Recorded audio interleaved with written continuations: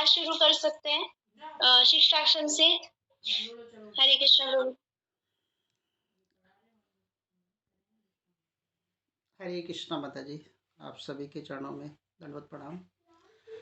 Special कुछ नहीं है, कोई तैयारी नहीं है, बस थोड़ा सा प्रयास करते हैं हम सभी ताकि कुछ भगवत भक्ति कर पाएँ, है ना। तो जैसे कि माता जी ने कहा है, शिक्षा अष्टकम से शुरू करेंगे। मेरे को भी शिक्षा अष्टकम इतना अच्छी तरह नहीं आता, लेकिन सभी का प्रयास ही होता है। चैतन्य महाप्रभु की जय हो।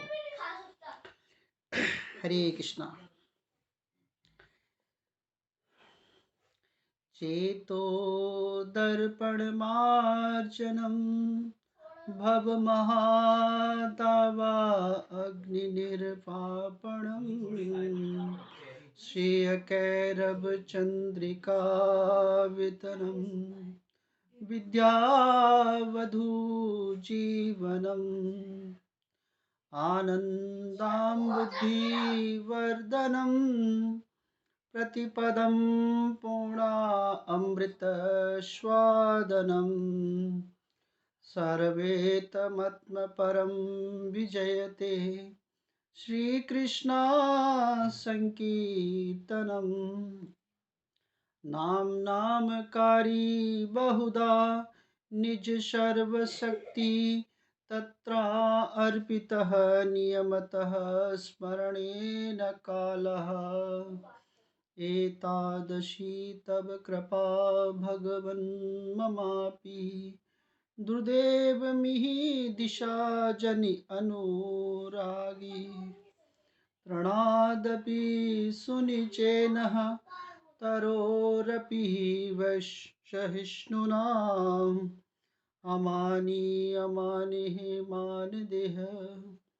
कीर्तनिया सदा हरि न धनं न जनं न सुन्दरीं कवितां वजगदीश कामयेषु मम जन्म जन्मनि भवदा भक्ति अहेतुकीय अयि नन्दतनुजा किङ्करं पतितं मां विषय भवाम्बुधो कृपया तव पादपङ्कजः स्थितधूलिसन्दृश्य विचिन्तये नैनमगलश्रुधाराय वदनं गद्गदरुद्धाय गिरा पुलकेन चितं वपु कदा तव नाम ग्रहणे भविष्यति युगायितं निमेषेण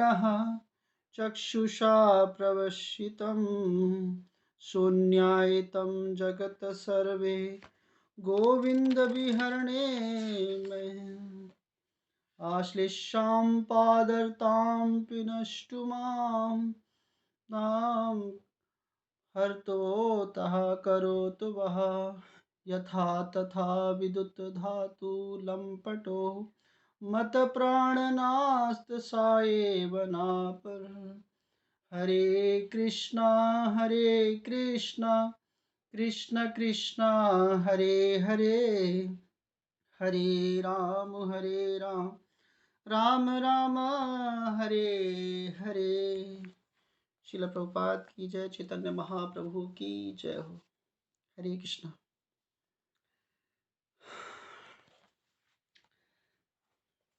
तो हम पढ़ रहे हैं आत्म साक्षात्कार का विज्ञान, और ये चैप्टर है 10th, जिसका नाम है संपूर्ण विनम्रता के साथ। तो सबसे पहले इस चैप्टर के शीर्षक पर थोड़ा ध्यान देते हैं कि इसका शीर्षक ऐसा क्यों है, संपूर्ण विनम्रता के साथ। ये जो चैप्टर जो हम पढ़ रहे हैं, ये हमारा सौभाग्य है, क्योंकि इस चैप्टर में प्रभुपाद विनम्र किसके लिए हैं? अपने गुरु महाराज के प्रति। ये चैप्टर जो है गुरु महाराज, मतलब श्रील प्रभुपाद ने अपने गुरु महाराज को समर्पित कर दिया है। इसलिए प्रभुपाद ने इस चैप्टर का नाम क्या रखा है? इससे अच्छा तो शीर्षक हो ही नहीं सकता था, संपूर्ण विनम्रता के साथ। क्योंकि गुरु के लिए ऐसे भी बोल सकते थे विनम्रता के साथ, लेकिन आगे क्या लिखा है उस पर ध्यान देना चाहिए। गुरु के सामने 100% सरेंडर। गुरु के सामने सरेंडर का मतलब भगवान के सामने सरेंडर। गुरु क्या है? भगवान है। क्योंकि यहाँ पर प्रभुपाद ने संपूर्ण वर्ड जोड़ा ना, टोटली सरेंडर, मतलब अपने आप को पूरी तरह गुरु के चरणों में झुका दिया है। इसीलिए प्रभुपाद ने इस चैप्टर का नाम लिखा है संपूर्ण विनम्रता के साथ। और इस चैप्टर की शुरुआत भी कहाँ से करी है ना? जो हम गुरुवाष्टकम गाते हैं उसमें से गुरु को प्रणाम किया है। साक्षात धरित्वेना समस्त शास्त्रे, है ना? तो शास्त्र, सभी शास्त्रों के आधार पर, है ना? तो वहाँ से गुरुवाष्टकम से ये जो श्लोक स्टार्ट हुआ था चैप्टर, और हम अभी पहुँचे हैं, मेरी तो पुरानी बुक है तो यहाँ पर 121 है। आप सभी भक्त लोग जो ये भागवतम का श्लोक है यहाँ से स्टार्ट कर रहे हैं। तो ये श्रीमद् भागवतम में कहा गया है, क्या कहा गया है कि 11.9.29 में देखिए। हरे कृष्णा प्रभु जी। हरे कृष्ण माता जी। प्रभु जी इसके एक पैराग्राफ पहले से शुरू करना है, यहाँ से हमने कदाचित। अच्छा, तो ये तो पढ़ दिया था माता जी, फिर भी मैं पढ़ देता हूँ, कोई बात नहीं। माता जी प्रभु जी सॉरी, ये पृथ्वी जल अग्नि वायु यहाँ तक माता जी ने स्टॉप कर दिया था, इस लाइन प्राकृतिक तक। ठीक है माता जी, मैं वहाँ से स्टार्ट करता हूँ। ठीक। तो यहाँ पे पृथ्वी जल अग्नि वायु आकाश मन बुद्धि और अहंकार, ये 8 प्रकार से विभाजित तत्व मेरी भिन्न भौतिक प्रकृति है। हमने कदाचित ही उस आत्मा को कभी किसी प्रकार का भोजन देने का प्रयत्न किया है जो आत्मा, शरीर और मन से भिन्न है। तो आत्मा को क्या बताया जाता है? आत्मा वास्तविक स्रोत है, और जो ये स्थूल है, मतलब जो शरीर है, वो ना 3 तत्वों से बना हुआ है, कफ पित्त और वायु। लेकिन आत्मा इससे नहीं है, आत्मा इससे क्या है? हटकर है। अतः हम सब यथार्थ रूप में आत्महत्या कर रहे हैं। यथार्थ मतलब वास्तविक रूप में। क्योंकि अगर हम कृष्ण को नहीं भज रहे, क्योंकि भोजन हम क्या कर रहे हैं? हमने भोजन सुबह से लेके अपने शरीर के लिए बनाया, लेकिन 9:30 बजे रात्रि में हम भोजन करने जा रहे हैं आत्मा का भोजन, है ना? सुबह हम जपा करते हैं या फिर कभी भी कोई भी भगवान के लिए सानिध्य करते हैं, तो वो भोजन क्या है? वो आत्मा का भोजन है। लेकिन कितने लोग ब्रह्मांड में भोजन कर रहे हैं? ब्रह्मांड भ्रमते कौन भाग्यवान जीव, जो गुरु और कृष्ण का समण के आधार पर काम कर रहे हैं, कृष्ण को भज रहे हैं। वो क्या कर रहे हैं? अपने आत्मा को पोषित कर रहे हैं। ये पोषण है। तो ये भोजन जो है वही भोजन काम आएगा। आचार्य देव, ये पूरा चैप्टर जो है ना, यहाँ पे जब भी आचार्य देव आ रहा है, आचार्य देव का मतलब ही है कि प्रभुपाद अपने समस्त आचार्यों, मतलब जितने भी गुरु हैं, उनको आचार्य देव कह रहे हैं। तो समस्त आचार्य देव का संदेश हमको सचेत करता है कि हम इन गलत कार्यों के कलापों का अंत करें। हम पर उन्होंने जो विशुद्ध करुणा एवं कृपा की वर्षा की है, उसके लिए हम उनके चरण कमलों की वंदना करते हैं। तो मान लो जितने भी आचार्य हैं, उन्होंने क्या विशुद्ध, मतलब प्योर से प्योरेस्ट, बहुत ही प्योरेस्ट, ये सब क्या दिया है, करुणा की है। मान लो ग्रंथ ही नहीं होते, है ना, हमारे 6 गोस्वामी नहीं होते, तो चैतन्य महाप्रभु के जो संदेश हैं उनको कौन भेजता। तो उन्होंने क्या किया है, और वो भी इतने हाई क्लास से थे, है ना। तो हाई क्लास के जो 6 गोस्वामी हैं, उन्होंने ग्रंथों की रचना की है, उन्होंने जीवन समर्पित कर दिया अपना। क्यों? चैतन्य महाप्रभु की शिक्षाओं को उजागर किया है, भगवान की वास्तविक से। तो प्रभुपाद भी वहां पर करुणा की बात कह रहे हैं कि हम पर कृपा की है, नहीं तो होते कहीं होटल में बार में डांस कर रहे होते, अलग संगति में रहते, आत्मा का भोजन तो नहीं देते। आजकल लोग आत्महत्या ही तो कर रहे हैं, पैसे की बर्बादी कर रहे हैं, धन क्या क्या कहाँ लुटा रहे हैं। लेकिन धन को लुटाना भी तो गलत है, सही जगह पे लुटाना वो सही है। अब यहाँ पर भी प्रभुपाद क्या कर रहे हैं, आचार्य देव के संदेश को हमको सचेत करते हैं कि हम गलत कार्यों कलापों का अंत करें। तो हम सभी क्या कर रहे हैं, गलत कार्यकलापों का अंत ही तो कर रहे हैं।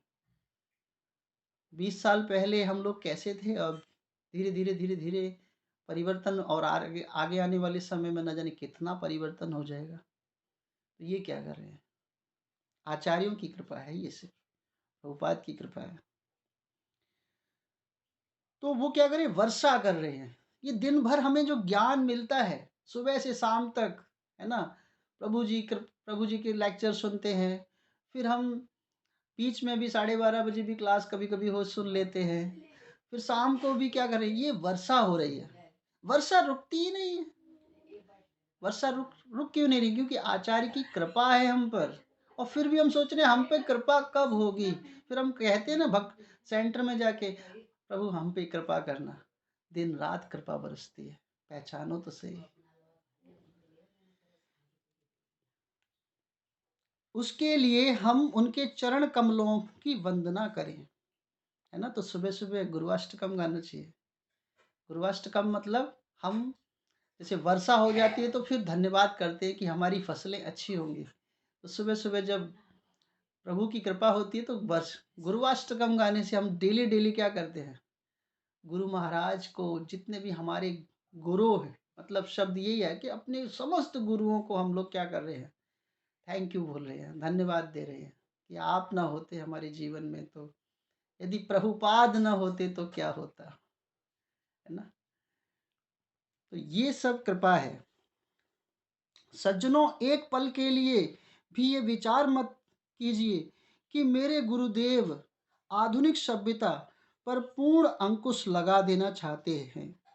यह असंभव चमत्कार है, परंतु घटिया सौदे के का सर्वोच्च उपयोग करने की कला की शिक्षा हम शील आचार्य देव से प्राप्त करें।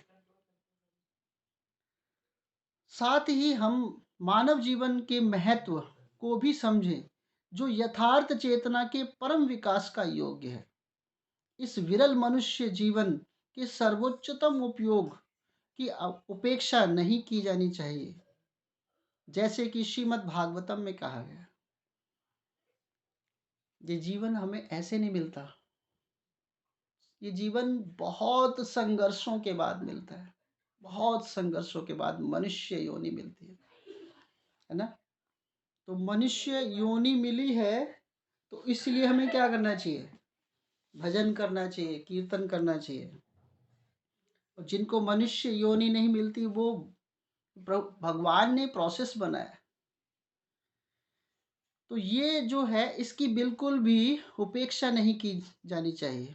तो श्रीमद् भागवतम में कहा गया है, लब्ध्वा सुदुर्लभम इदं बहु संभाव अंते मनुष्याम अथदम अनित्यम अपि इहम धीरा पूर्णं यतेत नापतते अनुमृत्यु यावतः निश्यस्याय विषये खुले सर्वतः स्यातः।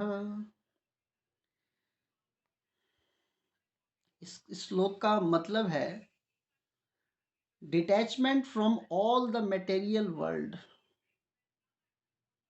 इस श्लोक का सही अर्थ ही है कि हमें जब तक हम अटैचमेंट रखेंगे इस मटेरियल वर्ल्ड से, संसार से, मतलब जेल में रहेंगे। और जब हम इस भौतिक संसार से अपने को हटाएंगे तब हम स्वतंत्र हो जाएंगे। तो यहाँ पर क्या है, कहा गया है ये मनुष्य शरीर अनेकों अनेकों जन्मों के पश्चात प्राप्त होता है और यद्यपि हम अनित्य हैं, अनित्य का मतलब यद्यपि यह अनित्य है, शरीर अनित्य है, नित्य नहीं है। बचपन से देखो आप हमारा बचपन का फोटो और अब हम कैसे नजर आ रहे हैं आने वाले 10 साल में, है ना। फिर तो क्या हो जाएगा, शरीर जर्जर हो जाएगा। तो ये क्या है, अनित्य है, खत्म हो जाएगा। लेकिन इसके अंदर जो आत्मा विराजमान है जैसी बचपन में थी ना, अभी भी वैसी है, ना ही कभी बूढ़ी होती है ना। तो यद्यपि ये परम लाभ की प्राप्ति करा सकती है, लेकिन ये क्या है, मनुष्य रूप क्या है, परम लाभ है, लाभ नहीं। जो हम धन कमाते हैं, बाहर बिजनेस करते हैं, वो लाभ है। लेकिन जो हम परम लाभ की बात कर रहे हैं वो क्या है, वो परमानेंट लाभ है, इस शरीर के ना रहने के बाद भी लाभ है। लेकिन जो वैसा लाभ है वो इस शरीर तक ही है, वो भी साथ में नहीं जाता। अतएव गंभीर एवं बुद्धिमान मनुष्य को तत्काल ही जीवन के लक्ष्य को पूरा करने का प्रयत्न करना चाहिए। तो यहाँ पे बता रहे बुद्धिमान मनुष्य पे जोर दिया है ना। और बुद्धिमान मनुष्य का कौन है, जो तत्काल तैयारी करे। तत्काल का मतलब तुरंत, जैसे ही ब्रह्म जिज्ञासा हुई, जाना कि प्रभु, तो वो व्यक्ति समझदार है। जैसे अगर हमें कहीं जाना है तो हम तो उसकी तैयारी करना शुरू करते हैं। ये नहीं कि बस जिस समय एग्जाम होगा तब तैयारी करेंगे। अब पता है सबको जाना है तो क्या करना है, लाइफ इज अ प्रिपरेशन, जीवन एक प्रिपरेशन है, and death is a final exam. तो जिसने तैयारी नहीं करी है शुरू से लेके अंत तक, उसके एग्जाम में मार्क्स अच्छे नहीं आएंगे। और जिसने एग्जाम के टाइम ही प्रिपरेशन करी है तो कोई ज़रूरी नहीं है कि वो पास होगा कि नहीं होगा, कंपार्टमेंट भी आ सकती है। कंपार्टमेंट आने का मतलब फिर से तैयारी करनी पड़ेगी, फिर से तैयारी करनी पड़ेगी, 84 लाख के बंधनों में जाना पड़ेगा। पुनरति जनरम पुनरति मरणम पुनरति जठेर जठेर शयनम भज गोविंदम भज गोविंदम मूढ़मते ते भज गोविंदम। तो वो तैयारी क्या है, 84 लाख की साइकिल। अब मान लो कोई सीढ़ियां चढ़ रहा है, स्टेप 1, स्टेप 2, स्टेप 3, स्टेप 4, मतलब 84 लाख स्टेप चढ़ गया, तब जाके मनुष्य शरीर मिला। और फिर उसने भगवान का स्मरण नहीं किया, मतलब सीढ़ियों से नीचे गिर गया। अब मान लो ये उन्नति हुई, ये तो अवनति हुई। और फिर क्या बताया, लेकिन संसार क्या कहता है, माया मुग्ध जीवरे नहीं स्वत कृष्ण ज्ञान कृष्णेर कृपा केला वेदा पुराण। लेकिन माया के अंधकार में जीव क्या है, ऐसा डूबा है, नहीं स्वत कृष्ण ज्ञान, उसको कृष्ण का ज्ञान नहीं भाता। उसको तो वेगस मॉल में जाके फिल्में देखनी है ना। बच्चे लोग हमसे कहते हैं सर आज हम फिल्म देखने गए। मैंने कितने की टिकट थी? बोला 2000 की एक टिकट थी। मैंने कितने जने गए थे? बोले 6 जने गए थे। मैंने कि 12,000 रुपये व्यर्थ गंवा दिए। बोला फिल्म तो असली हम देखते हैं, सुबह से शाम तक देखते हैं, खत्म ही नहीं होती। वो भी फ्री ऑफ कॉस्ट देखते हैं। लेकिन ये रियल फिल्म है, तो नकली फिल्म देखने से कोई फायदा नहीं है, असली फिल्म देखिए। तो यहाँ पर भी क्या बताया गया है, बुद्धिमान पुरुष को, बुद्धिमान पुरुष है, एक बार कहेंगे हरे कृष्णा भगवान का नाम लीजिए, ये आपकी आत्मा का कल्याण है, एक बार में सुन लिया, भगवान वहां पे वैकुंठ लोक पे भेज देंगे तुरंत। बोले एक बार में हरे कृष्णा से जुड़ गया। लेकिन ये तभी होता है, कहते हैं ना कि कोई व्यक्ति, अब ये हम जो प्रयास कर रहे हैं, जरूरी नहीं कि इस जीवन में हम भगवान के धाम को प्राप्त कर लेंगे, 4-5 जीवन लगते हैं, तो कम से कम हम कहीं ना तो कहीं हो ही जाएंगे ऊपर के लोकों में फिट, कहीं ना कहीं। कुछ सीढ़ियां चढ़ रहे हैं, उतर तो नहीं रहे, तो संभालने वाले प्रभु है, गुरु है। तो इस प्रकार जो है बुद्धिमान मनुष्य वो है जो तत्काल ही समझ जाता है, जीवन का लक्ष्य पूरे करने का प्रयत्न करना चाहिए। अगली मृत्यु आने से पूर्व, अगली मृत्यु आने से पूर्व जीवन के परम लाभ की प्राप्ति कर लेनी चाहिए। उसे इंद्रिय तृप्ति विषय भोग से बचना चाहिए, क्योंकि वह तो सभी अवस्थाओं योनियों में प्राप्त होती है। इंद्रिय तृप्ति तो सब करते हैं, सारे जीव, चल अचर, है ना, ये सारे जीव इंद्र तृप्ति भी कर रहे हैं। तो मनुष्य शरीर ही एक स्पेशल है ना, वो स्पेशल है, इंद्र तृप्ति के लिए नहीं बना मनुष्य शरीर। मनुष्य रूपेण मृग चरंती के समान लोग घूम रहे हैं, मनुष्य के रूप में मृग घूम रहे हैं। मनुष्य शरीर भगवत भक्ति के लिए बना है, भोगने के लिए नहीं बना है। क्योंकि भोग तो हम काफी जीवन में रहे थे ना, काफी जीवन में हमने वही कुछ, जैसे मनुष्य शरीर में पता चलता है कि कुछ काम हमें सिखाने नहीं पड़ते, हम ऑटोमेटिक सीख लेते हैं, उसके लिए किसी कॉलेज पाठशाला या कोई सिखाना नहीं पड़ता। आजकल के टाइम में तो बिल्कुल नहीं सिखाना पड़ता। पहले बच्चों को तो पेरेंट्स बताते थे कि इस तरह होता है, इस तरह, लेकिन आजकल के तो 5 वर्ष के बच्चे भी धीरे धीरे धीरे धीरे सब जान जाते हैं। तो ये क्या है कि ये जान हम इसलिए गए हैं क्योंकि 84 लाख के भव बंधनों में जब मनुष्य शरीर नहीं था तो यही तो किया था। कुत्ता, बिल्ली, सुअर, चमगादड़, ये सब यही तो कर रहे हैं। एक मक्खी भी है ना, वो भी क्या कर रही है, एक नए जीव को उत्पन्न कर देती है। तो वो तो सब ये यही कर रहे हैं। अब संसार इसके ही आकर्षण में है, तो फिर क्या कर रहे हैं। एक छोटा सा मेरे को याद आ रहा है कि एक बिजनेसमैन थे, काफी बहुत बड़ा धन था उनके पास, बहुत बड़ा एम्पायर था, धन कमाने में इतना व्यस्त रहते थे, समय ही नहीं था उनके पास। तो उनका ड्राइवर कहता था मेरे मालिक बड़ी मेहनत करते हैं, दिन रात बिजी रहते हैं, हमेशा काम बहुत सतर्कता से करते हैं। तो ड्राइवर ये कहता था मेरे मालिक, मेरे मालिक, मेरे मालिक। तो क्या हुआ, एक बार उस बिजनेसमैन ने शरीर छोड़ दिया और बिजनेसमैन चल बसा, हार्ट फेल हो गया। जो बड़े बड़े बिजनेस करते हैं हार्ट फेल जल्दी होते हैं, थोड़ा सा उनको ऊपर नीचे लॉस हो जाए तुरंत लग जाता है, हाय गए। तो इस तरह क्या है कि अब वो बिजनेसमैन तो चले गए, अब उस बिजनेसमैन की पत्नी ने उस ड्राइवर से विवाह कर लिया, ड्राइवर से शादी कर ली। तब वो ड्राइवर मन में चिंतन करता था, मेरे मालिक मेरे लिए धन इकट्ठा करते थे, ये सारी मतलब इतनी मेहनत करते थे, मेरे लिए करते थे, तो मालिक कौन था?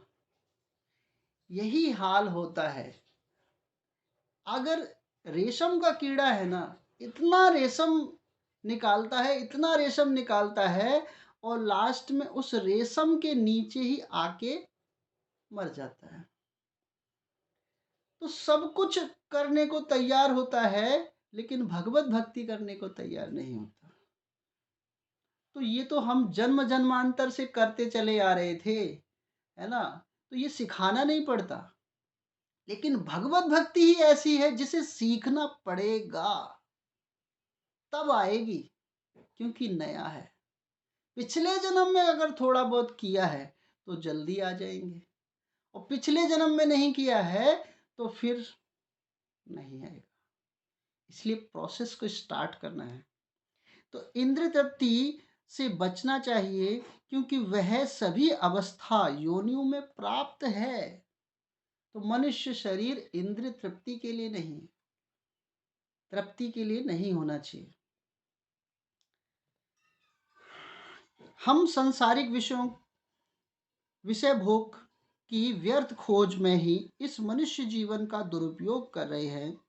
दूसरे शब्दों में आहार, निद्रा, भय और मैथुन जैसे कार्यों के लिए ही जीवित ना रहें, है ना। तो श्लोक कब आता है ना, आहार निद्रा भय मैथुनश्च सामान्येतं पशुभनारायणं धर्मो हि एको अधिक विशेषा धर्मेन विहीन पशुवैर समान।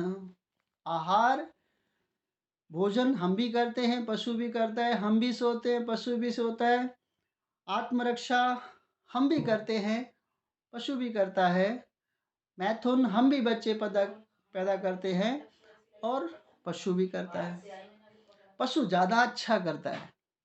हम लोगों के एक बार में एक ही बच्चा पैदा होता है, पशुओं के तो एक साथ, कुत्ते तो 4 5 8 10 की लाइन लगा देते हैं, है ना। तो हमसे श्रेष्ठ हैं पशु। अगर यही कंपटीशन करना है तो पशु बनो, मनुष्य बनने की क्या आवश्यकता है। धन कमाना नहीं पड़ेगा, आराम से सब कुछ किसी भी कार के नीचे ऊपर ऊपर। आजकल कुत्ते कार के नीचे नहीं बैठते, कार बाहर खड़ी हो तो ऊपर बैठते हैं, समझदार हैं कुत्ते। तो वो पशु ज्यादा समझदार है। तो इसीलिए क्या है कि ये जीवन क्या है, इन 4 कर्मों के लिए नहीं बना है। धर्मो ही एको अधिक विशेषा। मनुष्य क्या है, धर्म के आधार, अगर धर्म को जोड़ता है, 4 कर्म तो करने पड़ेंगे, लेकिन वो धर्म को जोड़ना, तब जाके वो पशु के स्तर से ऊपर है। आचार्य देवों का संदेश शील रूप गोस्वामी के द्वारा व्यक्त हुआ है। भक्ति रसामृत सिंधु 1.2.55 और 56 में। तो भक्ति रसामृत सिंधु जो है पुस्तक है, ये हमारे रूप गोस्वामी द्वारा रचित है, और ये हमारे इस्कॉन का हृदय है। मतलब इस्कॉन की हृदय की बात अगर सुननी हो ना, तो हमें भक्ति रसामृत सिंधु के सिद्धांतों को फॉलो करना पड़ेगा, क्योंकि इस्कॉन जो है वो रूप अनुरुक है। रूप अनुरुक है मतलब रूप गोस्वामी के आधार पर चलता है। तो क्या लिखा है देखिए, अनासक्तस्य विषयान यथार्मुः पुंज जतः निवर्ददा कृष्ण संबंधे युक्त वैराग्य मुच्यते प्रपचन कतः बुद्धाय हरि संबंधे वस्तुते मुमुक्षुभ्यो परित्याग्यो वैराग्य फुल्ग कथयते। उस मनुष्य को पूर्ण रूप से वैराग्य में जीवन में स्थिति कहा जाता है जो कृष्ण भावना अमृत अर्थात कृष्ण भक्ति के अनुसार जीवन निर्वाह करता है। वैराग्य, वैराग्य की बात आते ही सभी को समझना चाहिए, जो कृष्ण के संबंध में जाने वही वैरागी है। कृष्ण भावना भक्ति, कृष्ण भक्ति के अनुसार जीवन निर्वाह करे। और कृष्ण भक्ति के अनुसार जीवन निर्वाह कैसे करेगा? शास्त्रों के पढ़ के, गुरु के निर्देशों का आचरण करके, तब वो कृष्ण भक्ति के संदेशों को निर्वाह करता है। उसे इंद्र तृप्ति के विषय में अनासक्त रहना चाहिए। इंद्रियों तृप्ति, इंद्रियों की सुख के लिए, ठीक है, उसमें नहीं इंटरफेयर करना चाहिए, उसमें नहीं जाना चाहिए। शरीर के निर्वाह के लिए जो आवश्यक है उसको ही स्वीकार करना चाहिए। दूसरी ओर जो श्री कृष्ण की सेवा में उपयोग में हो सकने वाली वस्तुओं को भौतिक मानकर त्याग देता है उसका वैराग्य पूर्ण नहीं है। मतलब कृष्ण की वस्तुओं को त्यागना, संसार ये समझता है ये क्या है, कृष्ण भक्ति कोई वो नहीं है, हम तो अपनी मर्जी से करेंगे, वही वैराग्य है। कृष्ण को त्यागना नहीं है, कृष्ण को जोड़ना है। इसी श्लोक में तात्पर्य को केवल अभी आत्मसात किया जा सकता है जब हम अपने जीवन में पशु अंश, हम अपने जीवन के पशु अंश का ही वरन विवेक अंश का पूर्ण रूप से विकास करें। तो हम पशु अंश का नहीं, अगर हम कृष्ण भक्ति में नहीं है तो हम पशु के अंश हैं, और हम विवेक अंश की बात कर रहे हैं। तो बुद्धिमान कौन है? जो कृष्ण भावनामृत में हो जाए, लीन हो जाए। आचार्य देवों के चरण कमलों में बैठकर ज्ञान से, इस अप्रकृत स्रोत से हम यह समझने का प्रयास करें कि हम क्या हैं, यह जगत क्या है, भगवान क्या है, और भगवान के साथ हमारा संबंध क्या है। भगवान चैतन्य महाप्रभु के संदेश जीवों के लिए यह जीवात्म वैकुंठ जगत के संदेश है।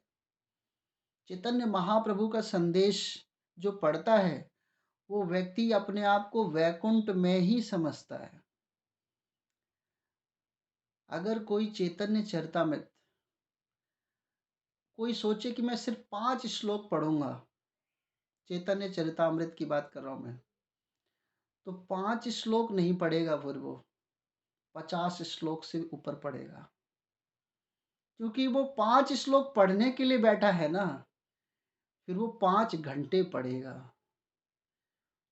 एक बार ये करके देखना, सोचना कि एक बार बैठ जाओ चैतन्य चरितामृत, फिर तो खाना पीना उठना बैठना एक ही स्थान पर होता है। छोटी सी लीला सुनाता हूँ चैतन्य महाप्रभु की। चैतन्य महाप्रभु को, चैतन्य महाप्रभु क्या थे, माया वहाँ पे जगन्नाथपुरी जगन्नाथ धाम में आने वाले थे। तो मायापुर के भक्तों को पता चला कि चैतन्य महाप्रभु अब जगन्नाथ आने वाले हैं। तो मायापुर के भक्त सभी तैयारी करने लगे, चलो चैतन्य महाप्रभु के पास। सभी तैयार हो गए। तो शिवानंद सेन जो थे, है ना, उन्होंने सारी तैयारी कर ली, सबकी तैयारी की, सची माता भी तैयारी कर रही थी। तो क्या था कि शिवानंद सेन का एक कुत्ता था, तो कुत्ता भी पीछे पीछे चलने लगा कि मुझे भी जाना है। मतलब तो होती है ना, नाव में सभी बैठ गए लेकिन कुत्ता बेचारा वहाँ पे खड़ा है। कुत्ते की भी इच्छा हुई कि मैं भी जा, तो शिवानंद सेन समझ गए कि इस कुत्ते की भी इच्छा है कि वह भी जाना चाहता है। तो नाव का जो नाविक है उसने उसको कुत्ते को चढ़ने नहीं दिया। तो शिवानंद सेन ने 10 गुना पैसा ज़्यादा दिया उसके लिए। हम लोग कर सकते हैं? नहीं कर सकते एक पशु के लिए। तो उसको भी क्या हुआ, उसमें बैठाया गया। जब पैसा मिला तो वो भी साथ में गया।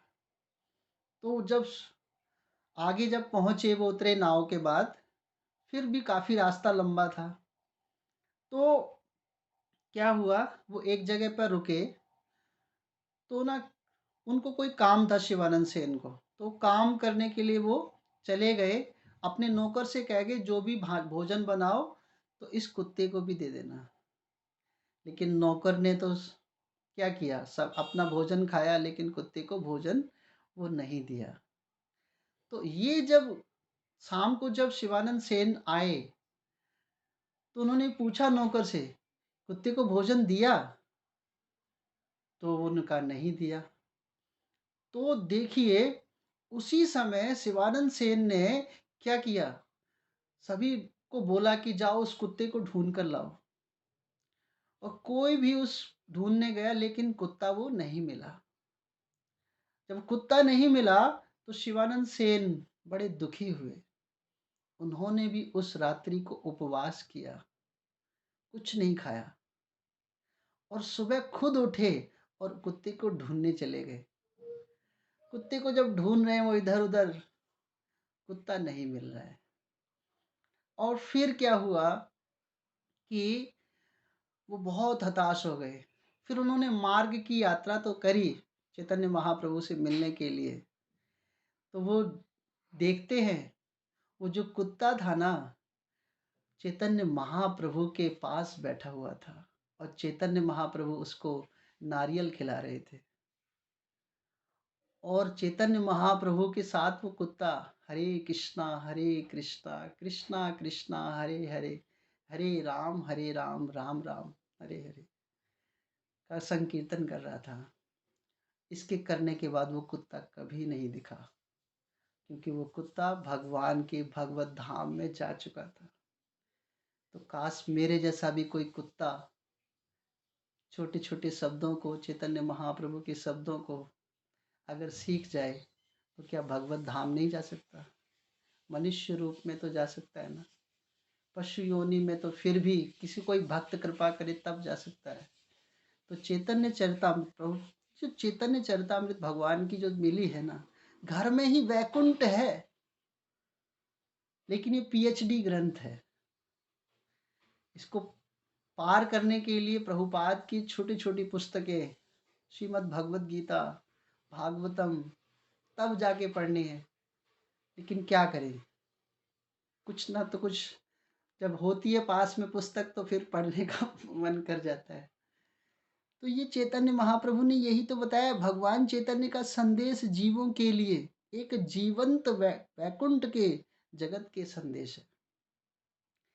भगवान चैतन्य देव ने स्वयं इस मृत्यु जगत का उत्थान की चिंता नहीं की, जिसे मृत्यु लोक कहा जाता है। चैतन्य महाप्रभु धराधाम में आए, उन्होंने ये बनाते कि हाय मैं क्या करूं, समाज के लिए बढ़िया सी बिल्डिंग बनाऊं, लोगों के आवास बनवाऊं, है ना, क्योंकि मनुष्य रूप में यही तो हो रहा है कि सबको कर समाज के कल्याण की बात सोचते हैं, है ना। सरकारें क्या कर रही हैं, सरकारें बढ़िया बिल्डिंग बनाती हैं, राशन देती हैं, चिकित्सा सुविधा अच्छी दे रही हैं, लेकिन कोई ऐसा सेंटर सरकार खोल रही है जो सभी नागरिकों के दिमाग को शुद्ध कर दे? सरकार, ये पॉलिटिक्स है ना, ये ऐसा जिंदगी में नहीं करेगी, क्योंकि मूर्ख लोग जब तक संसार में रहेंगे तब मूर्ख लोग मूर्खों को वोट दे देते रहेंगे। अगर सही इलाज करना सीख जाएंगे, प्रभुपाद ने एक बार इंदिरा गांधी से कहा था, है ना, लेकिन इंदिरा गांधी ने उसे अस्वीकार किया कि अगर आपको राजकाज चलाना है तो आप राजमाता बनो और मुझको राजगुरु बनाओ।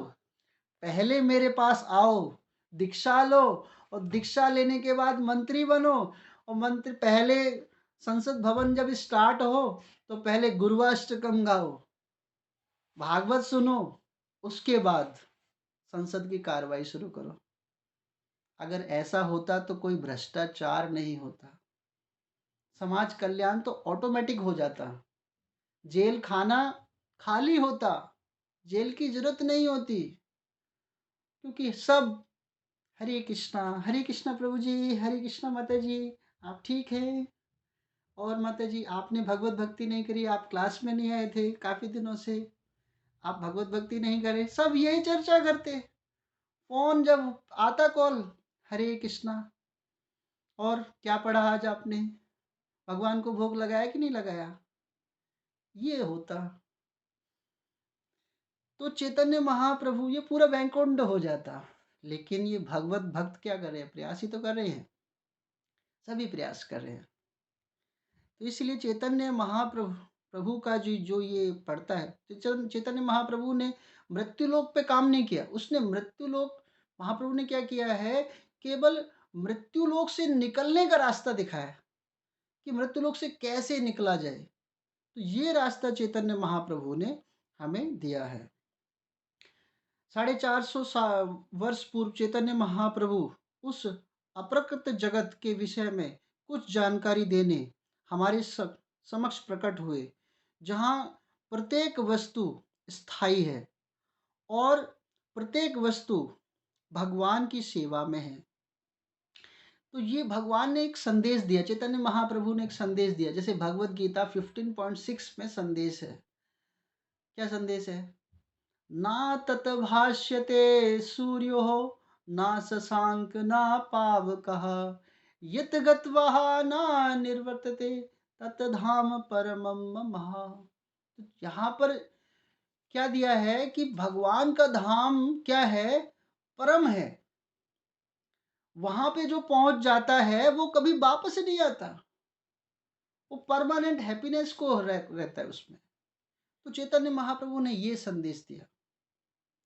परंतु कुछ ही समय पूर्व चैतन्य महाप्रभु का एक कुछ विवेक शून्य व्यक्तियों के द्वारा असंगत रूप से प्रतिनिधित्व किया गया और भगवान के द्वारा प्रतिपादित उच्चतम दर्शन की निम्नतम प्रकाश के समाज की संस्कृति के रूप में असद व्याख्या की गई। आज रात्रि हम यह घोषणा करते हुए हर्ष होता है कि हमारे आचार्य देव ने अपनी स्वाभाविक दयावश हम सब की इस प्रकार की भयानक पतन की रक्षा की है। तो हमें भी अपने पतन से बचा लिया है। पतन हो जाता, हम कहाँ होते, क्या कर रहे होते, टेलीविज़न खोले बैठे होते, है ना, फिल्मी गाने सुन रहे होते, लेकिन ये पतन से बच गए। अतएव हम संपूर्ण विनम्रता के साथ उनके चरण कमलों की वंदना करते हैं। सज्जनों, आजकल के सभ्य अर्थात असभ्य समाज में सिद्ध करने का उन्माद छाया है कि भगवान केवल निराकार हैं। वह यह दावा करने के द्वारा कि पूर्ण पुरुषोत्तम भगवान की इंद्रिय नहीं है, स्वरूप नहीं है, कर्म नहीं है, मस्तक नहीं है, चरण नहीं है, उनका कोई आनंद स्वादन नहीं है। तो वो लोग आजकल मायावादी क्या कर रहे हैं, निराकार वाली, भगवान ना तो रूप, भगवान का कोई रूप नहीं है, निराकार रूप में है। तो हम लोग भी बोलते हैं तुम में भी दिमाग नहीं है। बोले हम में दिमाग नहीं है, बोला दिमाग है तो तुम दिखाओ। तो बोले दिमाग दिखाने की चीज नहीं है, होता है। मैंने कहा तुम में नहीं है। बोले भगवान के भी होते हैं, है ना, जिस रूप में स्मरण करो उसमें भगवान है।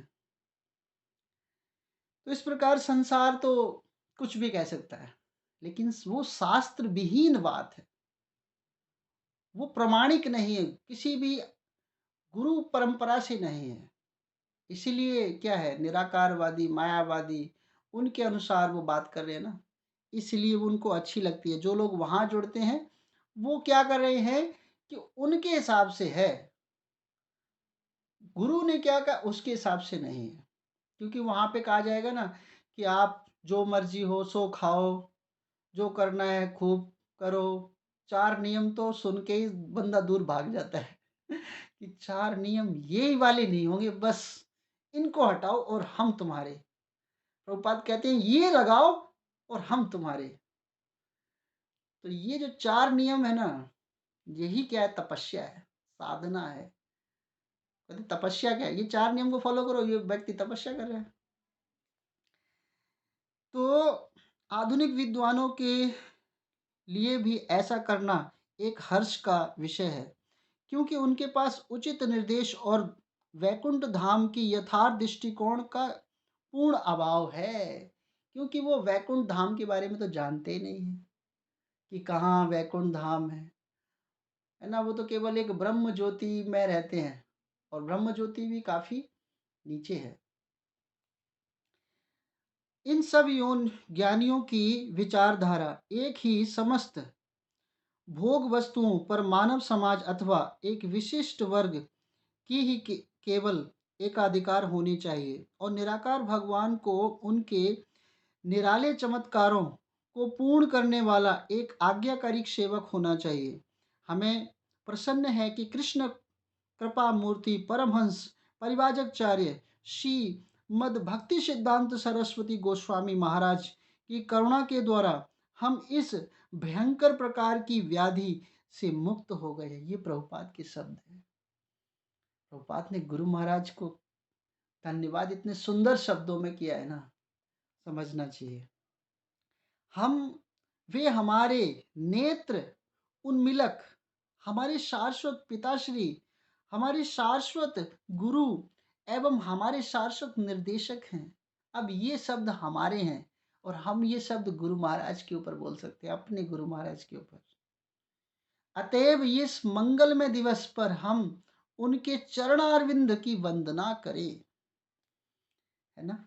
मंगलमय दिवस, क्योंकि भक्ति सिद्धांत सरस्वती ठाकुर के बारे में जब आया है ना, तो ये भी क्या है कि भक्ति सिद्धांत सरस्वती का जन्म जो है 6 फरवरी 1874 में जब हुआ, है ना, 1874 6 फरवरी, तो फरवरी का महीना है ना था, तो अभी आया था। तो कौन गए थे हमारे इस बार प्रधानमंत्री, है ना, मतलब देश के प्रधानमंत्री पहली बार कहाँ गए थे? 6 फरवरी को भक्ति सिद्धांत सरस्वती ठाकुर का जो समारोह हुआ था उसमें गए थे, तो बहुत अच्छा लगा था। तो भक्ति सिद्धांत का पहले नाम क्या था? बिमला प्रसाद था, लेकिन इनके जीवन की छोटी सी एक कथा मेरे को मेमोराइज हो रही है कि जगन्नाथ रथ यात्रा निकल रही थी।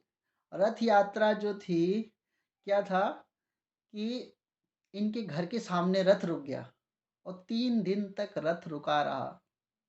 और जब, है ना, जब उनकी माता भक्ति सिद्धांत सरस्वती ठाकुर को उस रथ के सामने लाए, जब उन्होंने प्रणाम किया, तब जगन्नाथ भगवान के एक हार टूटकर उनके पास गिरा। उसके बाद वो रथ आगे बढ़ा। तो ये संदेश है, जब कभी शुद्ध भक्त आता है तो कुछ न तो कुछ स्पेशल होता है। तो वो गुरु जो है, अब प्रभुपाद ने जीवन भर किसी भी गुरु को स्वीकार नहीं करने की ठानी थी बचपन में, क्योंकि गौर मोहन डे जो हैं प्रभुपाद के पिताजी, बहुत सारे साधुओं को डेली भोजन कराते थे। तो कोई ना कोई गुरु उनके आता ही रहता था। तो हर तरह के गुरु, हर तरह के, तो बाबाओं से प्रभुपाद को क्या हो गई थी, थोड़ी सी नफरत सी हो गई थी, क्योंकि वास्तविकता नहीं झलकती थी। तो उनका मित्र जो था प्रभुपाद का, वो जबरदस्ती उनको खींच कर ले गया था। प्रभुपाद लीलामृत में आता है कि उनका मित्र खींच कर ले गया था, चल आज तेरे को एक गुरु के पास। प्रभुपाद कह रहे नहीं, मुझे नहीं जाना, किसी साधु के पास नहीं जाना। लेकिन जब भक्ति सिद्धांत सरस्वती ठाकुर के पास प्रभुपाद पहुंचे और जब उनके कथनों को सुना, तो उनसे रहा नहीं गया। तो मतलब कहते हैं ना कि कोई भगवान का ऐसा भक्त आता है, फिर वो समर्पित हो जाता है। तो इस प्रकार जो है वो गुरु महाराज का धन्यवाद दे रहे हैं प्रभुपाद। सज्जनों, यद्यपि हम परतत्व के ज्ञान के संबंध में अज्ञानी शिशु के सदृश हैं, तथापि कृष्ण कृपा मूर्ति मेरे गुरुदेव ने शुष्क ज्ञान के अजय अंधकार को नष्ट करने के लिए हमारे भीतर लघु अग्नि प्रज्वलित कर दी है। हम अब इतने सुरक्षित स्थान पर हैं और ज्ञान मार्ग के दार्शनिक तर्कों का इतना भी अपार भंडार, देखो ये तो बात बिल्कुल सही है कि ज्ञान का इतना भंडार है, और हमारे जब तक गुरु ने क्या किया, अज्ञान का अंधकार का क्या कर दिया, नष्ट कर दिया। कृष्ण कृपा मूर्ति चरण कमलों में शाश्वत निर्भरता की स्थिति से हमको तनिक भी विचलित नहीं कर सकता। जब से हमने प्रभुपाद इस्कॉन के गुरु आचार्यों की शिक्षा ली है, तब तक हमारी क्या हो गई, हमें शाश्वत निर्भरता की स्थिति से हमको तनिक भी विचलित नहीं कर सकती। तब जब से हम जान गए हैं, तब से माया हमें विचलित नहीं कर सकती है, संसार हिला नहीं सकता है। तो ये प्रभुपाद का क्या है, सानिध्य से हमको प्राप्त हो रहा है। हम मायावाद के सर्वप्रथम प्रकांड विद्वानों को भी चुनौती देने के लिए यह सिद्ध करने के लिए तैयार हैं कि पूर्ण पुरुषोत्तम भगवान और गोलोक के सभी अप्रकट लीलाओं ही वेदों के परम कोष्ठी जानकारी है। इस तत्व का छंदोग्य उपनिषद 8:13.1 में सुस्पष्ट संकेत है। श्यामांचल वलम प्रपदन्ते सावलक्ष्य प्रपदन्ते। श्री कृष्ण की कृपा प्राप्त करने के लिए मैं उनकी शक्ति राधा के शरणागत होता हूँ, और उनकी शक्ति की कृपा प्राप्त करने के लिए मैं श्री कृष्ण के शरणागत होता हूँ।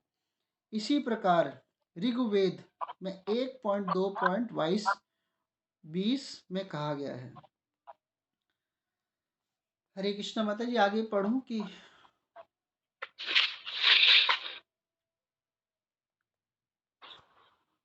नहीं, ठीक है प्रभु जी, इतना ठीक है आज के कक्षा के लिए। हरे कृष्णा। हम सब प्रभु जी का धन्यवाद करेंगे। आज कक्षा बहुत ही, जैसे कि मैंने शुरुआत में कहा था, बहुत ही स्पेशल हुई है, और एक एक शब्द और एक एक एग्जाम्पल देखकर प्रभु जी ने इतनी अच्छी तरह समझाया कि बहुत अच्छी तरह दिमाग में घुस गई ये बातें। और जैसे कि इस पुस्तक में लिखा है प्रभुपाद जी ने, जो कितने सही रास्ते पे हैं और जो ये चीजें समझ जाते हैं, उनका तो उद्धार होना निश्चित है। और जैसे अभी हम प्रभु जी ने पढ़ा है कि हम माया के बंधनों से अब हमें पता चल गया कि हमारी मतलब बुद्धि इतनी तो विवेक हम में आ ही गया है कि सही और गलत क्या है, हमको कहाँ जाना है और कहाँ नहीं, इतनी चीजें हमें समझ में आने लगी है। तो हम माया के बंधन से दूर तो नहीं हो पा रहे, अभी थोड़े से अभी शुरुआत है, लेकिन हाँ, उनसे बचने का प्रयास तो हम कर ही रहे हैं। हरे कृष्णा। और कोई कुछ ऐड करना चाहे तो प्लीज, स्वागत है। दंडवत प्रणाम। आपकी कक्षा तो हमेशा ही बहुत ही सुंदर होती है और एकदम ज्ञानवर्धक, जो इसमें है उससे भी और ज्यादा सुनने को मिलता है, समझने को मिलता है। प्रभु जी, आपने जैसे बीच में बताया कि जैसे हम भक्ति करते हैं, इस जन्म में अगर हमारी भक्ति छूट जाती है, अगला जीवन भी हमें भक्ति में ही मिलेगा। लेकिन जैसे हम देखते हैं, कहते हैं कि ब्राह्मण जो बनता है, उन्होंने पिछले जन्म में ऐसे कर्म या फिर भक्ति की होती, तो उनको ये जन्म मिलता है ब्राह्मण का। तो फिर वो भक्ति से क्यों नहीं जुड़ पाते हैं? वो मतलब क्यों अपने आप को भ्रष्ट कर लेते हैं, या फिर उनके घर में जो संतानें होती हैं वो भक्ति में किस वजह से नहीं लग पाती? क्या उन्होंने भक्ति नहीं की होती, या फिर माया का प्रभाव इतना ज्यादा रहता है कि वो अपना पिछला जन्म बिल्कुल ही मतलब अपनी भक्ति को भूल चुके हैं? उनके पास गुरु का कृपा नहीं है ना। सबसे बड़ी बात तो है कि गुरु कृपा, उन्होंने भक्ति तो की है ना, लेकिन शुद्ध भक्ति नहीं की है। तो उनको वो वाला आशीर्वाद तो प्राप्त हो गया कि वो ब्राह्मण परिवार में उनका जन्म हुआ है, लेकिन उन्होंने शास्त्र को पढ़ा है, लेकिन किसी गुरु के आश्रय में नहीं पढ़ा। अब जैसे हम वो देखते हैं ना कि ब्राह्मण तो बन जाते हैं, लेकिन किसी गुरु को स्वीकार नहीं करते, इसलिए उनके जीवन में गुरु विहीन जीवन रहता है। तो जब गुरु विहीन जीवन होता है, तो फिर वो भगवान में सानिध्य प्राप्त नहीं कर पाते। जैसे आज हम क्या है कि शास्त्र पढ़ते चले जा रहे हैं, पढ़ते चले जा रहे हैं, तो अगले जीवन डेफिनेटली हमारा ब्राह्मण का होने वाला है, लेकिन हमने क्या किया, इस जीवन में गुरु के धरातल पर नहीं आए, तो उनको भी क्या है कि गुरु के बारे में ज्ञान नहीं मिलेगा। वो तो कोई वैष्णव अगर मिल जाए और उन पर कृपा हो जाए तो ये बहुत बड़ी बात हो जाती है। तो ये जीवन है। इसीलिए क्या है कि अगर हम शास्त्रों को, वेदों को अच्छी तरह जान गए हैं, तो इसको ज्ञान के, संदेश के, अभिमान के, अहंकार के ऊपर ना लें। इसमें भाव वही रहना चाहिए, बिल्कुल नीचे वाला धरातल पे। फिर उसके पास गुरु की कृपा, और फिर गुरु के धरातल तक पहुंचना चाहिए, गुरु के प्रति समर्पित होना चाहिए। तो शायद मेरा मानना ये है, लेकिन आप कभी दूसरा कोई भक्त बता सकता है तो वो बताए। आज भी सुबह की क्लास में मैंने जब माता जी से प्रश्न किया था ना, सेम ही प्रश्न था। माता जी की जो भागवतम की सुबह की क्लास हुई तो मेरा ही प्रश्न था, गुरु के ऊपर यही सेम प्रश्न था, तो यही था शायद। हरे कृष्ण माता जी। हाँ जी प्रभु जी, धन्यवाद। आपका क्वेश्चन था, मैं सुबह क्लास में कोई शॉप में थी कि हम दान करते हैं, तो आजकल तो बहुत ब्राह्मण है, तो हम उनको मतलब कैसे समझे कि दान हमारा सही जा रहा है या नहीं जा रहा। तो वो सुनते सुनते बीचों में कट हो गए थे, क्योंकि शॉप पे थोड़े कस्टमर आ गए थे, तो सुन नहीं पाई थी आंसर को। लेकिन जो माता जी ने बताया था सच में वास्तव में वैसा ही है कि ब्राह्मण तो है, पर जो लेवल होता है ब्राह्मण के, जो जो 5 या 6 भाव बताए थे वो ब्राह्मण में जरूर होने चाहिए। तब उससे, और जो इस्कॉन है वो ब्राह्मण को बना रहे हैं, जिसका विरोध भी मतलब जो आज के ब्राह्मण है वो कहते हैं। तो देखा जाए तो इस्कॉन संस्था बहुत ही सुंदर है, जो वास्तव में ब्राह्मण क्या बना रही है, मतलब हमें शुद्ध भक्ति की ओर लेके जा रही है। और मुझे तो ऐसा लगता है कि हम इस्कॉन से जुड़े तभी हमें पता चलता है कि भक्ति है क्या और शुद्ध भक्ति है क्या। और प्रभु जी जो आपने बताया, मुझे बिल्कुल यही लग रहा है कि शायद वो गुरु कृपा उन्हें नहीं मिल पाती, इस वजह से वो भक्ति को समझ नहीं पाते हैं। धन्यवाद प्रभु जी, बहुत बहुत धन्यवाद। धन्यवाद, प्रणाम प्रभु जी।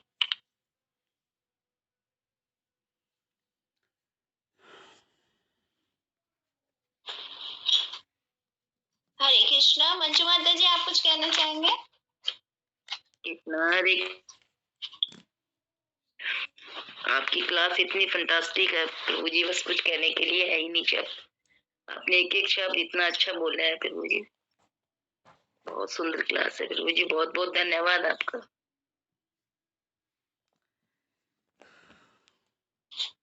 बबीता माता जी, हरे कृष्णा।